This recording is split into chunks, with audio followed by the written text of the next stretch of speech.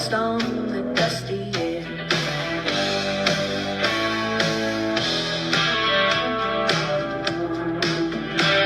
A finger on the trigger and a sly little grin. A mystery that's tangled in the towns of sin. The wild bunch whispers as the saloon doors swing. The yellow rose of Texas, she makes the gold rain. From Boudoirs to Brothels, it's always the same. The money and the power play a dangerous game. With a pistol in her gutter and a plan in her mind. She's the queen of the West, leaving dust trails behind.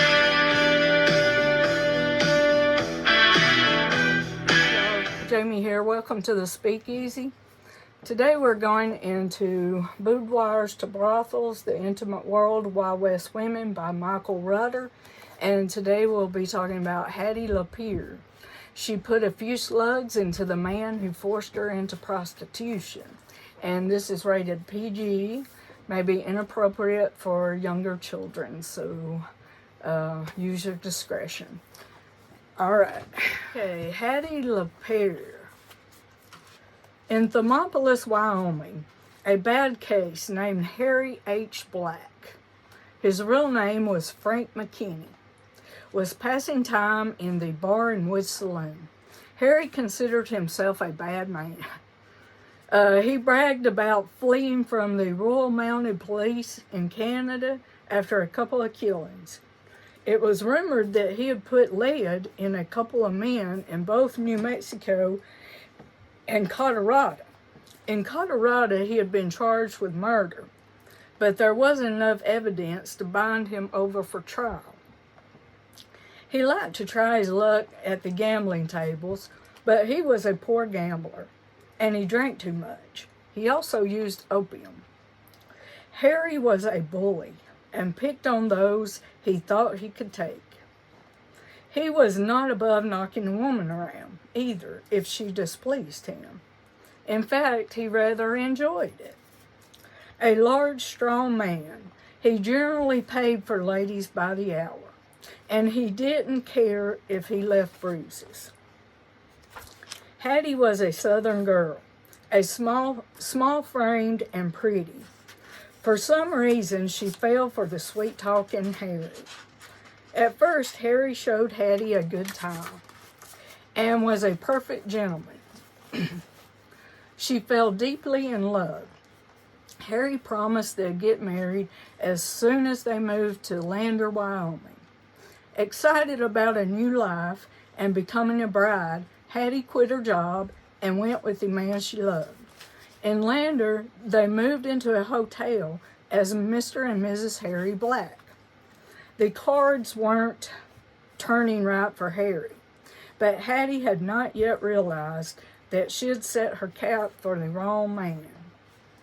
Harry lost big in his gambling ventures and passed out markers. There were threats against his life if he didn't make good on his debts. It must have been quite a surprise to Hattie. It was as though the man she loved had turned into a different person before her eyes. Not telling her what he was doing or where he was going, Harry took Hattie to a local whorehouse and subcontracted her to the local madam.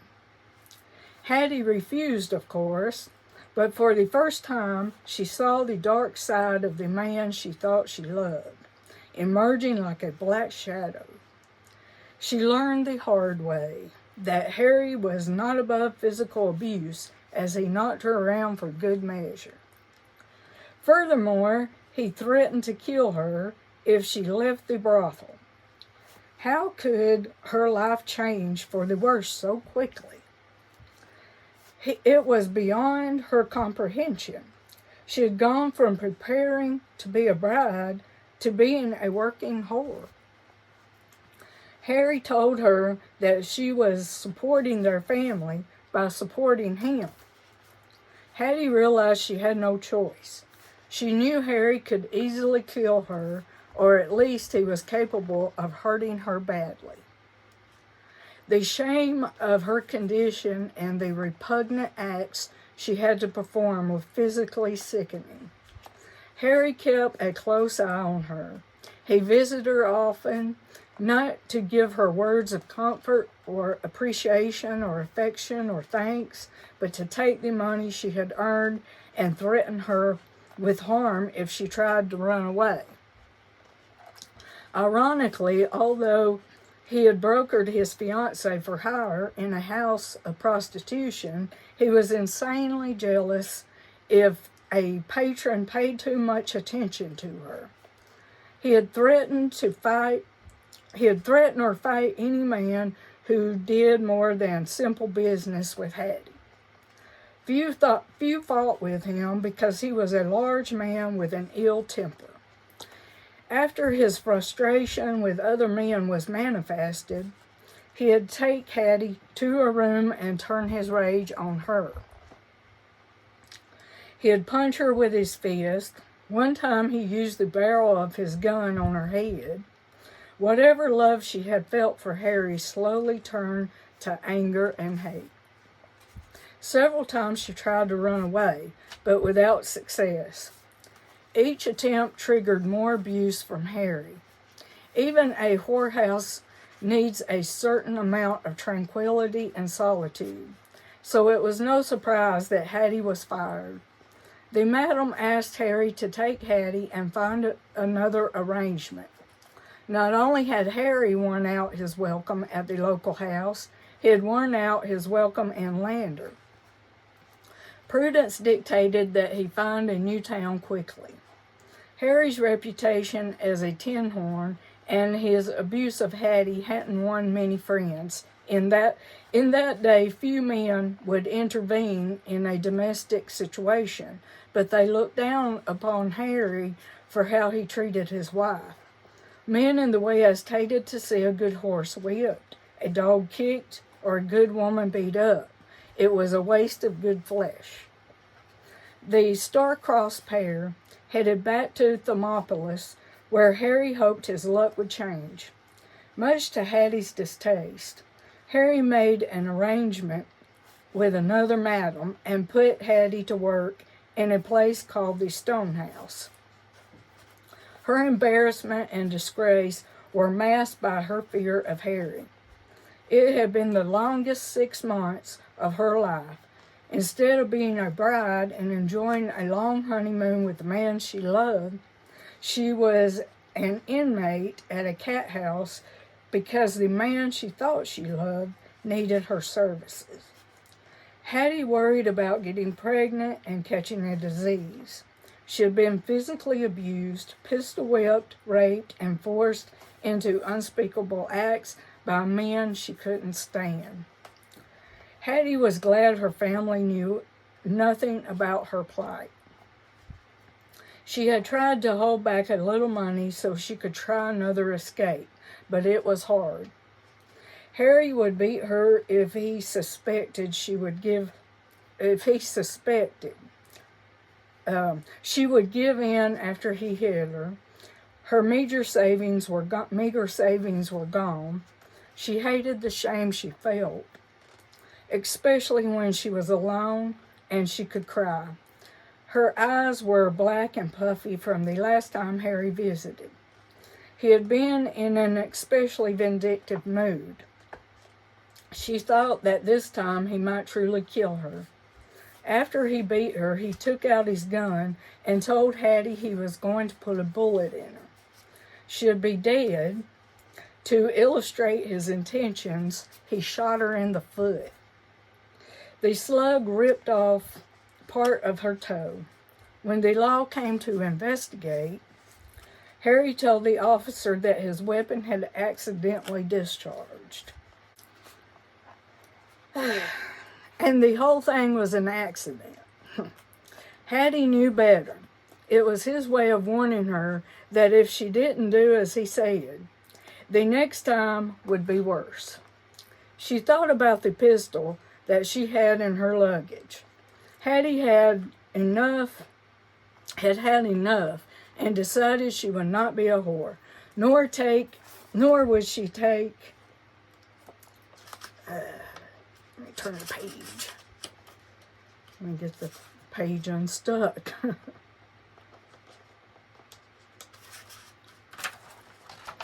Nor would she take this abuse any longer.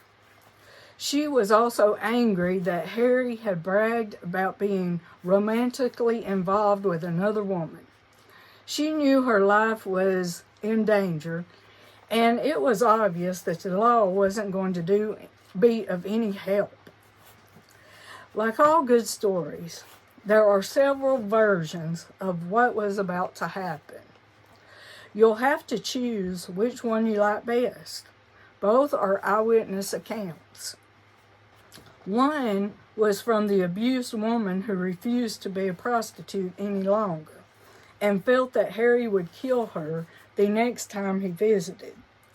The other story is from the dying Harry, who claimed he was the wrongful victim of a mad woman's scorn. Hattie's version: her toe hurt like hell, but Harry Black insisted that Hattie walked with him to his favorite saloon. He didn't want to make more of a scene at her place of employment. He didn't want her thrown out. When they were alone, he turned and threatened her again, telling her that he would kill her if she ran away or didn't cooperate. Hattie assumed that he was reaching for his gun to make the point. Fearing for her life and unwilling to take his abuse any longer, she pulled her own .38 caliber revolver and shot Harry. Shocked by what she had done, but not sorry, she ran as Harry stumbled to the saloon floor and collapsed. Harry's version: he was sitting in the saloon minding his own business, having a drink, when Hattie asked him to go for a walk. She asked for money, which he gave her. As he turned to go, she shot him in the back. He turned and she plugged him near the chin. He stumbled back into the saloon and fell to the floor. We know several things.